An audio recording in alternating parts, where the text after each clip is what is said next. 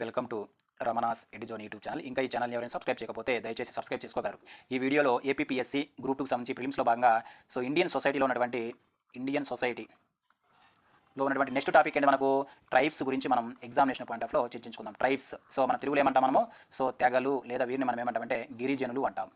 గిరిజనులు ఓకేనా. దాని గురించి మనము కొన్ని ప్రశ్నలు మనం ఎగ్జామినేషన్ పాయింట్ చర్చించుకుందాం. ఇక్కడ ఫస్ట్ ప్రశ్న గమనిస్తే గిరిజనులకు సంబంధించిన వివిధ నామాలను మరియు అవి ఉపయోగించినటువంటి శాస్త్రవేత్తలను జతపరచండి అంటారు. అంటే మనకు కొందరు ఈ తెగలకు కొన్ని పేర్స్ పెట్టారు. ఆ పేర్లను అడుగుతున్నాడు మనకు. బాగా గమనిస్తే ది హిల్ ట్రైబ్స్ అన్న వ్యక్తి మనకు గిరిజనులను సర్ బయాన్సు, ఇది కరెక్ట్. నెక్స్ట్ వచ్చి ప్రిమిటివ్ ట్రైబ్స్ అన్న వ్యక్తి మనకు హట్టను, అదే మనకు ఆది ప్రజలను పిలిచిన వ్యక్తి అంటే మనకు టక్కర్ బాపా అని గుర్తుపెట్టుకోవాలి. నెక్స్ట్ మనకు బ్యాక్వర్డ్ హిందూస్ అంటే మనకి గిరిజనులను బ్యాక్వర్డ్ హిందూస్ అని పిలిచిన వ్యక్తి మనకు జిఎస్ గార్వి, మనం ఏమంటే భారత సామాజిక శాస్త్ర పితామహుడు అంటాం జిఎస్ గార్వి. అంటే మనకు సరైన ఆన్సర్ మనకు వరుసగా ఏబిసిడి అనే కరెక్ట్. అంటే మనకు ఇక్కడ సర్ బయాన్స్ వచ్చేసరికి ది హిల్ ట్రైబ్స్ అన్నాడు గిరిజనులను, అదేవిధంగా హట్టను వచ్చేసరికి ప్రిమిటివ్ ట్రైబ్స్ అన్నాడు, అదేవిధంగా టక్కర్ బాపా వచ్చేసరికి ఆది ప్రజలను పిలవడం జరిగింది, అదే జిఎస్ గార్వే గారు వచ్చేసరికి బ్యాక్వర్డ్ హిందూస్ అని పిలవడం జరిగింది. ఇవి కూడా మనకి ఎగ్జామినేషన్ పాయింట్ మనం చక్కగా ఉపయోగించుకోవచ్చు. ఓకే. నెక్స్ట్ క్వశ్చన్ గమనిస్తే చూడండి. నెక్స్ట్ క్వశ్చన్ ఏమంటారంటే సెకండ్ క్వశ్చన్, హరిజనులు అనే పదానికి పదానికి ప్రాచుర్యం తీసుకుని వచ్చిన వారు ఎవరు అంటుంది. ఎవరు మనకు మహాత్మా గాంధీని గుర్తుపెట్టుకోవాలి. ఈ గిరిజనులను మనకి ఏమన్నారంటే హరిజనులు అని పిలవడం జరిగింది. హరిజనులు మనకు గిరిజనులను మొట్టమొదటిసారిగా హరిజనులు అంటే ఎవరు, మనకు దేవుని యొక్క బిడ్డలుగా భావించి ఈ గిరిజనులు అనే పదానికి బాగా ప్రాచుర్యం తెచ్చిన వ్యక్తి మనకు మహాత్మా గాంధీ అని గుర్తుపెట్టుకోవాలి. ఓకే. నెక్స్ట్ క్వశ్చన్ గమనిస్తే ఇక్కడ షెడ్యూల్డ్ గిరిజనులు అనే పదాన్ని మొట్టమొదటిసారిగా ఎవరు ఉపయోగించారని అడుగుతున్నాడు. ఎవరు మనకు సైమన్ కమిషన్ మనం గుర్తుపెట్టుకోవాలి. మనకు ఈ షెడ్యూల్డ్ ట్రైబ్ అనే పదాన్ని మొట్టమొదటిసారిగా ఉపయోగించింది ఎవరంటే మనకు సైమన్ కమిషన్ గుర్తుపెట్టుకోవాలి. ఓకే. ఇది 1927 ఇది 1929లో మనకు రిపోర్ట్ ఇస్తాం, మనము ఇండియన్ హిస్టరీలో చదువుతాం. ఓకే. నెక్స్ట్ క్వశ్చన్ గమనిస్తే ఇక్కడ డీ నోటిఫైడ్ ట్రైబ్స్ అనగా అంటే మనకు డీ నోటిఫైడ్ ట్రైబ్స్ అని ఎవరిని అంటామంటే ఒకప్పుడు నేరస్తులుగా ముద్ర వేయబడిన వారిని మనం ఏమంటామంటే ఇప్పుడు వీళ్ళు నేరస్తులు కాదు, ఒకప్పుడు బ్రిటిష్ వారి కాలంలో నేరస్తులు ముద్ర వేయబడిన వారిని మనం ఏమంటామంటే డీ నోటిఫైడ్ ట్రైబ్స్ అంటాం. అదేవిధంగా వీళ్ళు మనకు ఎక్స్ క్రిమినల్ ట్రైబ్స్ అనమాట. అంటే బ్రిటిష్ వారి కాలంలో వీరిని మనకు క్రిమినల్ గా లేదా నెక్స్ట్ నేరస్తులు ముద్ర వేయబడ్డారు. అప్పుడు దీన్ని మనకు 1871లో మనకు చట్టం తీసుకొచ్చి వీళ్ళు ఏం చేశారు, మనకు కొన్ని గిరిజన తెగలను ఏం చేశారంటే మనకు క్రిమినల్ లేదా నేరస్తులు పరిగణించారు. దాన్ని మనకు తర్వాత మన ప్రభుత్వం వచ్చిన తర్వాత అంటే మన స్వాతంత్రం వచ్చిన తర్వాత వీళ్ళని డీ నోటిఫైడ్ చేశారు. కాబట్టి వీళ్ళు ఏమంటారు మనకు ఎక్స్ క్రిమినల్ ట్రైబ్స్ లేదా ఓకే డీ నోటిఫైడ్ ట్రైబ్స్ అంటామని గుర్తుపెట్టుకోవాలి. మనకి ఇక్కడ సేమ్ అవుతుంది 1 మరియు 2 మాత్రమే సరైనది. 1 మరియు 2 మాత్రమే సరైనది. అంటే మనకి 3 ఏమంటే ఒకప్పుడు నోటిఫైడ్ ప్రాంతాల్లో నివసించే రాంగు. నెక్స్ట్ అంతరించడానికి సిద్ధంగా ఉన్నటువంటి గిరిజన తెగలు రాంగు. అంటే మనకు డీ నోటిఫైడ్ ట్రైబ్స్ అంటే ఏంటంటే ఒకప్పుడు నేరస్తులుగా ముద్ర వేయబడి ఇప్పుడు అటువంటి వాటికి పాల్పడిన వాడిని ఏమంటారు మనకు డీ నోటిఫైడ్ ట్రైబ్స్ అంటామని గుర్తుపెట్టుకోవాలి. ఓకే. నెక్స్ట్ క్వశ్చన్ గమనించి చూడండి. నెక్స్ట్ క్వశ్చన్ చూడండి ఇక్కడ ఇప్పటి వరకు రాష్ట్రపతి అధికారంగా గుర్తించినటువంటి గిరిజన తెగల సంఖ్య ఎంత అంటుండు. ఎంతంటే ఇది 2011 జనాభా లెక్కల ప్రకారం మనకు 705, కానీ ప్రస్తుతం ఎంత మనకు 730 అని గుర్తుపెట్టుకోవాలి. చాలా ఇంపార్టెంట్. ఇప్పుడు అంటే మనకు గిరిజనులు గుర్తించేది ఎవరు, మనకు రాష్ట్రపతిని గుర్తుపెట్టుకోవాలి. ఓకేనా. ఇప్పుడు ప్రజెంట్ ఏంటంటే మనకు 730 గిరిజన తెగలు ఉన్నట్లు మన భారతదేశంలో గుర్తుపెట్టుకోవాలి. నెక్స్ట్ క్వశ్చన్ గమనిస్తే పీవీటీజీ నందు పి అంటే ఏంటి అంటాడు. మనకు ఒకసారికి పర్టికులర్లీ వల్నరబుల్ ట్రైబ్స్ గ్రూప్స్ అనమాట. పీవీటీజీలో ఈ పి అంటే ఏంటి అడుగుతుంది. పి అంటే మనకి ఇక్కడ పర్టికులర్ ఇంకా బాగా వెనకబడ్డాయి. మొత్తం మనకు 730 ఓకే. మనకు గిరిజన తెగలు అందులో పీవీటీజీ మనకు 75 ఉన్నాయి. చాలా ఇంకా వెనకబడినాయి అనమాట ఇవి. పర్టికులర్ వల్నరబుల్ ట్రైబల్ గ్రూప్ అంటాము. అందులో ఇక్కడ పి అంటే డెఫినేషన్ అడుగుతున్నాడు. ఓకే. నెక్స్ట్ క్వశ్చన్ గమనించి చూడండి. నెక్స్ట్ క్వశ్చన్ చూడండి ఇక్కడ గిరిజనులకు సంబంధించి ఈ క్రింది వాటిలో సరైన వాక్యాలను గుర్తించండి అంటుడు. ఇక్కడ మనం బాగా గమనిస్తే గిరిజనులకు సంబంధించి ఈ క్రింది వాణిలో సరైన వాక్యాలను గుర్తించండి అంటాడు. అంటే మన డెఫినేషన్ అడుగుతున్నాడు గిరిజన అంటే. చూడండి. ఏ లక్షణాల ఆధారంగా గిరిజనలో ఎంపిక చేయాలో రాజ్యాంగం నందు వ్రాయబడింది. ఇది కాదండి. ఓకేనా. నెక్స్ట్ గమనిస్తే ఏ లక్షణాల ఆధారంగా గిరిజనలు ఎంపిక చేయాలో రాజ్యాంగం నందు వ్రాయబడలేదు. ఇది కరెక్ట్ అండి, మన రాజ్యాంగంలో లేదన్నమాట ఇది. నెక్స్ట్ గమనిస్తే చూడండి. నెక్స్ట్ ఏమంటే ఇక్కడ చూస్తే నెక్స్ట్ మనకి ఇక్కడ ఒక తెగకి షెడ్యూల్ ట్రైబ్ హోదా అనేది రాష్ట్రం ఆధారంగా మాత్రమే ఇస్తారు అంటాడు. మనకి బాగా గమనించిన క్వశ్చన్ ఏమంటే మనకు ఇక్కడ మనకు క్వశ్చన్ ఏంటంటే ఇది కరెక్ట్ అండి, ఆ రాష్ట్రంలో ఎలా ఉందని చూసి దాన్ని బట్టి ఇస్తారు. నెక్స్ట్ ఒక తెగకి షెడ్యూల్ ట్రైబ్ హోదా అనేది దేశం ఆధారంగా మాత్రం ఇస్తారు. ఇది రాంగ్ అండి. మనకి బాగా గమనిస్తే మనకు షెడ్యూల్ ట్రైబ్ అనేది రాష్ట్రం ఆధారంగా ఎవరు గుర్తిస్తారు, మనకు రాష్ట్రపతి గుర్తిస్తాడు. అదే మన భారత రాజ్యాంగంలో వీరిని అంటారు మనకి ఇవ్వలేదు. ఓకే. అంటే మనకు కేవలం 2 మరియు 3 మాత్రమే సరైనదని గుర్తుపెట్టుకోవాలి. మనకు లక్షణాల ఆధారంగా గిరిజన ఎంపిక చేయాలనేది రాజ్యాంగంలో పొందుపరలేదు. ఇది కరెక్ట్. అదే మనకు ఒకసారికి ఒక తెగకి షెడ్యూల్ ట్రైబ్ హోదా అనేది రాష్ట్రం ఆధారంగా మాత్రం ఇస్తారని మనం గుర్తుపెట్టుకోవాలి. ఓకే. నెక్స్ట్ క్వశ్చన్ గమనించి చూడండి ఇక్కడ.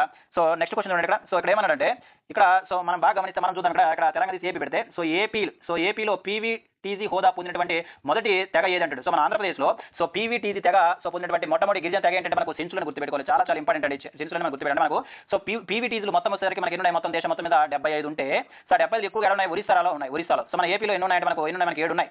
7లో మొట్టమొదటిసారిగా పీవీటీజీ హోదా పొందినటువంటి మొదటి గిరిజన తెగ ఏంటంటే మనకు సెంచులను గుర్తుపెట్టుకోవాలి. ఇప్పుడు మన ఆంధ్రప్రదేశ్లో ఇప్పుడు జనాభా కూడా మనకు సెంచులను గుర్తుపెట్టుకోవాలి. ఓకే. నెక్స్ట్ క్వశ్చన్ గమనించండి ఇక్కడ. ఈ క్రింది వాణిలో చూడండి ఇక్కడ ఈ క్రింది వాణిలో గిరిజన సముదాయం యొక్క లక్షణం కానిది ఏంటంటే అంటే మనకు గిరిజన సముదాయం యొక్క లక్షణం కానిది ఏంటిది అంటుండు. కానిది ఏంటంటే మనం చూస్తే ఇక్కడ సో కానిది ఏంటంటే ఇక్కడ చూడండి గమనిస్తే సో నియత సామాజిక నియంత్రణ సో ఇది కరెక్ట్. అదేవిధంగా మనకి మనకు సో తెగపరమైనటువంటి స్థిరీకరణ ఈ రెండోసరికి సో మనకు సమాజ లక్షణం కాదని మనం గుర్తుపెట్టుకున్నాం. లక్షణం ఏంటి మనం చూడండి ఇక్కడ సో అనియత సామాజిక నియంత్రణ ఉంటుంది. అదేవిధంగా మనకు గోత్రపరమైనటువంటి స్థిరీకరణ ఉంటుంది. మనకు ఎవరు గోత్రపరమైన స్థిరీకరణ ఉంటుంది. అదేవిధంగా మనకు అనితీయ సామాజిక నియంత్రణ ఉంటుంది. సో ఈ రెండోసరికి మనకి ఏంటంటే మనకు సో గిరిజన సముదాయం యొక్క లక్షణం అయితే కానిది ఏంటంటే మనకు సో నియత సామాజిక నియంత్రణ అదేవిధంగా సో తెగపరమైన స్థిరీకరణ అనేది గిరిజన సముదాయం యొక్క లక్షణం కాదని మనం గుర్తుపెట్టుకోవాలి. ఓకే. సో నెక్స్ట్ క్వశ్చన్ చూడండి ఇక్కడ సో నెక్స్ట్ క్వశ్చన్ గమనిస్తే ఇక్కడ ఏమంటుంది నెక్స్ట్ క్వశ్చన్ రాజ్యాంగంలోనే ఏ అధికరణ గిరిజనులను నిర్వచించింది. సో మనం బాగా గమనిస్తే మన భారత రాజ్యాంగంలోనే ఆర్టికల్ 366 సబ్ క్లాస్ 25 ఇది ఇంపార్టెంట్. సో మనకి ఏంటంటే మనకు సో గిరిజనుల యొక్క నిర్వచనం ఉంటుంది. గిరిజనుల నిర్వచనము ఉంటుంది. ఓకేనా. ఓకే. సో నెక్స్ట్ క్వశ్చన్ గమనిస్తే రాజ్యాంగంలోని ఏ అధికరణ ఆధారంగా రాష్ట్రపతి ఒక సమూహాన్ని షెడ్యూల్ ట్రైబ్ గా గుర్తిస్తాడు అంటాడు. సో మనం బాగా గమనిస్తే మనకు సో 342 సబ్ క్లాస్ 1 అంటే మనకి ఇక్కడ సో మనకు 366 సబ్ క్లాస్ 25 లో గిరిజన యొక్క నిర్వచనం ఉంటే సో ఈ 342 సబ్ క్లాస్ 1 ప్రకారం రాజ్యాంగంలోనే సో రాజ్యాంగం వంటి ఈ 342 సబ్ క్లాస్ 1 ప్రకారం సో రాష్ట్రపతి ఒక సమూహాన్ని ఎలాగా సో గుర్తిస్తారు మనకు సో ఎస్టీగా గుర్తిస్తారని గుర్తుపెట్టుకోవాలి. ఇలా ఎస్టీగా గుర్తించే అధికారం ఎవరికి లేదు మనకు గవర్నర్ లేదు అంటే మనకు ఎస్టీలను గుర్తించే కేవలం ఎవరికి మాత్రం ఉందంటే మనకు రాష్ట్రపతికి ఉన్నట్లుగా మన ఎగ్జామినేషన్ పాయింట్ ఆఫ్ గుర్తుపెట్టుకోవాలి. ఓకేనా. సో నెక్స్ట్ క్వశ్చన్ గమనిస్తే ఏ రాష్ట్రం నందు అధిక సంఖ్యలో గిరిజన తెగలను రాష్ట్రపతి గుర్తించడం జరిగింది అంటున్నారు. మనకు ఉన్నటువంటి ఇక్కడ మనం బాగా గమనిస్తే ఏ రాష్ట్రంలో ఎక్కువ గిరిజన తెగలు ఉన్నాయంటే మనకు సో ఒరిస్సా రాష్ట్రాన్ని గుర్తుపెట్టుకోవాలి. అంటే మనకి ఎక్కువగా సో ఒరిస్సా రాష్ట్రంలో ఇప్పుడు ఎన్ని తెగలు ఉన్నాయి మనకు 62 తెగలు ఉన్నాయి. అంటే మనం బాగా గమనిస్తే మొత్తం ఎంత 730 తెగలు ఉంటే సో మొత్తం ఒకసారి మనకు సో 62 తెగలు ఎక్కడ మనకు ఒరిస్సా రాష్ట్రంలో మనం గుర్తుపెట్టుకోవాలి. అదే మనకు ఒకసారి మొత్తం పీవీటీల సంఖ్య అంతా మనకు 75 ఉంటే ఈ 75 లో పీవీటీలు ఎక్కువ ఎక్కడ ఉన్నాయి అది కూడా ఒరిస్సాలో నిన్న మనకు 13 ఉన్నట్లుగా మనం గుర్తుపెట్టుకోవాలి. అయితే మన ఏపీకి వచ్చేసరికి సో మనకు మొత్తం గిరిజనులు సో తెగలు ఉన్నాయి 34 ఉంటే ఆ 34 ఓకే 7 వచ్చేసరికి మనకి పీవీటీలో గుర్తించడం జరిగింది. అలా పీవీటీలో గుర్తించబడిన మొట్టమొదటి తెగ మనకు సెంచులని మనం చెప్పుకోవడం జరిగింది. ఓకే. చాలా ఇంపార్టెంట్. సో నెక్స్ట్ క్వశ్చన్ గమనిస్తే చూడండి ఏ రాష్ట్రం నందు అధిక సంఖ్యలో పీవీటీలను గుర్తించడం జరిగింది. చూడండి ఇక్కడ ఏ రాష్ట్రం నందు అధిక సంఖ్యలో పీవీటీలను గుర్తించడం జరిగింది మనకు ఒరిస్సా. సో మనకి ఎక్కువ షెడ్యూల్డ్ తెగలు ఉన్నది అదే ఎక్కువ పీవీటీసీ తెగలు ఉన్నది కూడా మనకి ఏంటంటే ఒరిస్సా రాష్ట్రానికి గుర్తుపెట్టి మనకు పీవీటీలో 13 ఉన్నాయి మన ఎగ్జామినేషన్ పాయింట్ ఆఫ్ గుర్తుపెట్టుకోవాలి. ఓకే. సో నెక్స్ట్ క్వశ్చన్ గమనిస్తే ఇక్కడ మనకు సో ఏపీలో ఎన్ని గిరిజన తెగలను అధికారంగా గుర్తించారు అంటే మనకి మనము సో 34 మన ఎగ్జామినేషన్ పాయింట్ ఆఫ్ లో గుర్తుపెట్టుకోవాలి. ఓకే. 34 తెగలు ఉన్నాయన్నమాట. సో నెక్స్ట్ క్వశ్చన్ గమనిస్తే చూడండి ఇక్కడ నెక్స్ట్ క్వశ్చన్ చూడండి ఇక్కడ సో నెక్స్ట్ కానీ గమనిస్తే సో అక్కడ సో మన ఆంధ్రప్రదేశ్లో ఎన్ని గిరిజన తెగలను పీవీటీసీగా గుర్తించారంటే మనకు 7 మనం గుర్తుపెట్టుకోవాలి. ఏంటంటే మనకు సో 7 గుర్తుపెట్టుకోవాలి. నెక్స్ట్ క్వశ్చన్ గమనిస్తే ఇక్కడ సో దేశవ్యాప్తంగా ఎన్ని గిరిజన తెగలను సో పీవీటీసీగా గుర్తించారు ఇప్పుడు మనం చెప్పుకున్నాం మొత్తం 75 మనం గుర్తుపెట్టుకోవాలి. ఓకేనా. 75 వచ్చేసరికి మొత్తం పీవీటీసీ ఉన్నట్లుగా సో మనం ఎగ్జామినేషన్ పాయింట్ ఆఫ్ లో గుర్తుపెట్టుకోవాలి. ఓకే. నెక్స్ట్ క్వశ్చన్ గమనిస్తే చూడండి సో ఏ రాష్ట్రం నందు అధిక సంఖ్యలో సో పీవీటీసీలు కలవు ఉంటుంది. ఏ రాష్ట్రం అలా అగైన్ సో మనకు ఒకసారి ఒరిస్సా రాష్ట్రము ఎన్ని పీవీటీసీలు ఉన్నాయి మనకు 13 పీవీటీసీలు ఉన్నట్లుగా మనం ఎగ్జామినేషన్ పాయింట్ ఆఫ్ గుర్తుపెట్టుకోవాలి. సో నెక్స్ట్ క్వశ్చన్ గమనిస్తే ఇక్కడ ఏమంటే చూడండి సో పీవీటీసీల యొక్క లక్షణం ఏంటి అంటాడు. సో అంటే మనకు సో ఏ తెగ మనం పీవీటీసీలు అంటామంటే చూడండి ఇక్కడ ఏంటి మనకు సో జనసంఖ్య పరంగా అతి తీవ్రంగా తగ్గిపోవడం అంటే మనకు సో జనసంఖ్య పరంగా అతి తీవ్రంగా తగ్గిపోయే లక్షణం ఉంటే దాన్ని పీవీటీసీ తెగ గుర్తుపెట్టుకోవాలి. ఓకే. గుర్తించాలి. అదే మనకి సో నిజమైనటువంటి ఆదిమ జీవనాన్ని కలిగి ఉండడం సో వాళ్ళ నిజమైన ఆదిమ జీవనాన్ని కలిగి ఉన్న అదేవిధంగా వారి యొక్క ఆ తెగ యొక్క జనసంఖ్య అనేది అతి తీవ్రంగా పడిపోయిన ఆ రెండింటి మనం ఎలా కన్సిడర్ చేస్తామంటే ఎలా కన్సిడర్ చేస్తాము సో పీవీటీసీ తెగగా మనం గుర్తిస్తాము అని గుర్తుపెట్టుకోవాలి. ఓకేనా. సో నెక్స్ట్ క్వశ్చన్ గమనిస్తే చూడండి ఇక్కడ మనకి ఏదైనా కొన్ని గిరిజనులు వాళ్ళు ఉన్నటువంటి నివాస ప్రాంతాలు ఇవ్వడం జరిగింది. ఇది కూడా మనకి ఎగ్జామినేషన్ పాయింట్ మనం చక్కగా ఉపయోగించుకోవచ్చు. ఒకసారి గమనిస్తే కుకీలు సో ఈ కుకీలు ఎక్కడ ఉంటారు మనకు సో మణిపూర్ సో పర్వత ప్రాంతాలలో ఉంటారు. అంటే మనకి సో మణిపూర్ పర్వత ప్రాంతాల్లో గిరిజన తెగ ఏంటంటే మనకు కుకీలు అదే మైతేలు కూడా ఉంటారు. ఓకే. నెక్స్ట్ వచ్చి మనకు బోటీలు సో ఈ బోటీలు ఎక్కడ ఉంటారు మనకు సో లడకు మంచు మైదానాల్లో ఉంటారు. నెక్స్ట్ తోడాలు సో ఈ తోడాలతో మనకు చాలా చెప్పుకోవాలి నీలగిరి పర్వతాల్లో ఉంటారని గుర్తుపెట్టాలి. నెక్స్ట్ సార్ హోలు ఈ హోలు ఎక్కడ ఉంటారు మనకు ఓకే చోట నాగపూర్ పీఠభూమిలో ఉంటారు మనం గుర్తుపెట్టాలి. మనకు సరైన ఆన్సర్ ఏమవుతుంది మనకు సో CB అని గుర్తుపెట్టుకోవాలి. అంటే మనకి ఇక్కడ సో గిరిజనులు వాళ్ళు నివసించే ప్రాంతాలపైన కూడా మనకి ఎగ్జామినేషన్ పాయింట్ ఆఫ్ లో రావడానికి అవకాశం ఉంటుంది కాబట్టి సో మిత్రుల వీటిపైన కూడా మీరు ఫోకస్ చేయండి. ఓకే. సో నెక్స్ట్ క్వశ్చన్ గమనించండి ఇక్కడ 100% గిరిజన జనాభా చూడండి ఇక్కడ 100% గిరిజన జనాభా కలిగి ఉన్నటువంటి కేంద్రపాలిత ప్రాంతాన్ని గుర్తించండి అంటే మనకు సో లక్షద్వీప్ అని గుర్తుపెట్టుకోవాలి. మనకు 100% గిరిజన జనాభా కలిగి ఉన్నటువంటి కేంద్రపాలిత ప్రాంతం ఏంటయా సో మనకు లక్షద్వీప్ అని మన ఎగ్జామినేషన్ పాయింట్ ఆఫ్ లో గుర్తుపెట్టుకోవాల్సినటువంటి అవసరం ఇక్కడ అంతా ఉంది. నెక్స్ట్ క్వశ్చన్ గమనిస్తే ఇక్కడ so NCRB so national crime report bureau అంటాం. సో దీని ప్రకారం గిరిజనుల పైన దాడులు అధికంగా జరుగుతున్నటువంటి రాష్ట్రం ఏదంటే మనకు రాజస్థాన్ అని గుర్తుపెట్టుకోవాలి. ఓకే. చాలా ఇంపార్టెంట్. సో నెక్స్ట్ క్వశ్చన్ గమనిస్తే సో గిరిజన ప్రాంతాలలో సో ప్రత్యేకమైనటువంటి పరిపాలన ఉండాలని తెలుపుతున్నటువంటి భారత రాజ్యాంగ నిబంధన అంటే మనకు సో మనకి ఏంటి మనకు ఆర్టికల్ 244 అంటే మనకు గిరిజన ప్రాంతాలలో అడ్మినిస్ట్రేషన్ ఎలా ఉండాలి ఒక స్పెషల్ ఉండాలని చెబుతున్నటువంటి ఆర్టికల్ మనకు సో ఆర్టికల్ 244 మన ఎగ్జామినేషన్ పాయింట్ ఆఫ్ లో గుర్తుపెట్టుకోవాలి. చాలా ఇంపార్టెంట్ మనకు సో గిరిజన సంబంధించిన షెడ్యూల్స్ ఉన్నాయి మనకి ఏంటి మనకు షెడ్యూల్ 5 అదేవిధంగా షెడ్యూల్ 6 చాలా ఇంపార్టెంట్. ఇక్కడ షెడ్యూల్ 5 లో సో గిరిజన ప్రాంతాలు ఉంటాయి. గిరిజన సలహా మండలి ఎన్ని రాష్ట్రాలు ఉంటాయి మనకు ఏపీ కూడా మొత్తం 10 రాష్ట్రాలు ఉంటాయి. సో ఈ 6వ షెడ్యూల్ మనకు కేవలం 4 రాష్ట్రాలు మాత్రమే ఉంటాయి. అస్సాం, త్రిపుర, మేఘాలయ. ఓకే. సో మేఘాలయ మరియు మిజోరాం. సో వీటన్నిటి గురించి వీటి ఉన్నటువంటి ఈ 4 స్టేట్లు ఉన్నటువంటి సో పరిపాలన గురించి గిరిజన పరిపాలన గురించి తెలుపుతున్నటువంటి షెడ్యూల్ మనకు 6వ షెడ్యూల్ మన ఎగ్జామినేషన్ పాయింట్ ఆఫ్ లో గుర్తుపెట్టుకోవాలి. ఇక్కడ చూస్తే అధికరణ 242 సో 244 క్లాస్ 2 కు సంబంధం లేని స్టేట్ ఏంటిది అంటుండు. ఇక్కడ బాగా మనం ఇప్పుడు మనం చెప్పుకున్నాం ఏటీఎం ఏంటి మనకు ఏటీఎం అంటే మనం బాగా గమనిస్తే సో 6వ షెడ్యూల్ సో గురించి తెలుపుతున్న ఆర్టికల్ మనకి 244 సబ్ క్లాస్ 1 అంటే మనకు సో మన దేశంలో ఉన్నటువంటి 10 రాష్ట్రాలలో గిరిజన ప్రాంతాల పరిపాలన గురించి తెలియజేస్తుంది. అదేవిధంగా మనకు ఒకసారి 6వ షెడ్యూల్ దేని గురించి అంటే తెలియజేసిన ఆర్టికల్ మనకు ఆర్టికల్ 244 సబ్ క్లాస్ 2 ఇదేంటంటే మనకు 4 రాష్ట్రాల్లో ఉన్నటువంటి గిరిజన ప్రాంతాల పరిపాలన గురించి తెలియజేస్తుంది. ఇక్కడ ఈ 10 రాష్ట్రాలు మనకి ఏమంటే గిరిజన సలహా మండళ్ళు ఉంటాయి, పరిపాలించడానికి గిరిజన సలహా మండళ్ళు ఉంటాయి, సలహా మండళ్ళు. అదే ఇక్కడ ఏమంటుంది మనకు స్వయం ప్రతిపత్తి జిల్లాలు ఉంటాయి. 4 రాష్ట్రాలు ఏమంటాయి స్వయం ప్రతిపత్తి జిల్లాలు. మొత్తం ఎన్ని స్వయం ప్రతిపత్తులు ఉన్నాయి 4 రాష్ట్రాలు మనకు జిల్లాలు ఉన్నాయంటే సో 10 జిల్లాలు ఉన్నాయి. సో 5వ షెడ్యూల్ ఏమో 10 రాష్ట్రాలు ఉంటే సో మనకు 6వ షెడ్యూల్ సరికి 10 స్వయం ప్రతిపత్తి జిల్లాలు ఉన్నట్లు మన ఎగ్జామినేషన్ పాయింట్ ఆఫ్ గుర్తుపెట్టుకోవాలి. ఇక్కడ ఏమన్నారంటే సో అధికారణ 244 సబ్ క్లాస్ 2 సంబంధం రాష్ట్రం ఎన్ని ఉన్నాయి మన ఏటీఎం ఎన్ని ఉన్నాయి మన రాష్ట్రం 4 ఉన్నాయి. ఒకటి మనకు అస్సాము, సో నెక్స్ట్ సరికి మనకు మేఘాలయ, నెక్స్ట్ ఏంటి త్రిపుర, సో 4 ఏంటి మనకు సో 4 సరికి అస్సాము, సో నెక్స్ట్ సరికి మనకి ఏంటి త్రిపుర, సో నెక్స్ట్ సరికి సో మేఘాలయ, నెక్స్ట్ ఏంటి మనకు మిజోరాం, కానీ ఇక్కడ ఏం లేదు మణిపూర్ లేదని మనం గుర్తుపెట్టుకోవాలి. ఓకేనా, సో మణిపూర్ సంబంధం లేదు. ఓకే, సో నెక్స్ట్ గిరిజన సలహా మండళ్ళు ఏ షెడ్యూల్ ఆధారంగా ఏర్పాటు చేశారు ఇప్పుడు మనం చెప్పుకున్నాం. సో గిరిజన సలహా మండళ్ళు ఏ షెడ్యూల్ ప్రకారం ఏర్పాటు చేశారు మనకు 5వ షెడ్యూల్. అదేవిధంగా మనకు 6వ షెడ్యూల్ ప్రకారం ఏం ఏర్పాటు చేశారు స్వయం ప్రతిపత్తి గల జిల్లాలు. సో ఇక్కడ మనం ఏమంటారంటే గిరిజన సలహా మండలి కాబట్టి ఏ షెడ్యూల్ మనకు 5వ షెడ్యూల్ గుర్తుపెట్టుకోవాలి. నెక్స్ట్ స్వయం ప్రతిపత్తి గల గిరిజన జిల్లాలను ఏ షెడ్యూల్ ప్రకారం ఏర్పాటు చేశారు మనకు 6వ షెడ్యూల్ గుర్తు ఎన్ని ఉన్నాయి మొత్తం మనకు 10 ఉన్నాయని గుర్తుపెట్టుకోవాలి. అదేవిధంగా మనకు వచ్చరికి గిరిజన సలహా మండలి గల రాష్ట్రాలు ఎన్ని ఉన్నాయి మనకు 10 రాష్ట్రాలు ఉన్నాయి. అందులో ఏపీ ఉంది, తెలంగాణ ఉన్నట్లు మనం గుర్తుపెట్టుకోవాలి. ఓకేనా, సో నెక్స్ట్ క్వశ్చన్ గమనిస్తే చూడండి ఇక్కడ.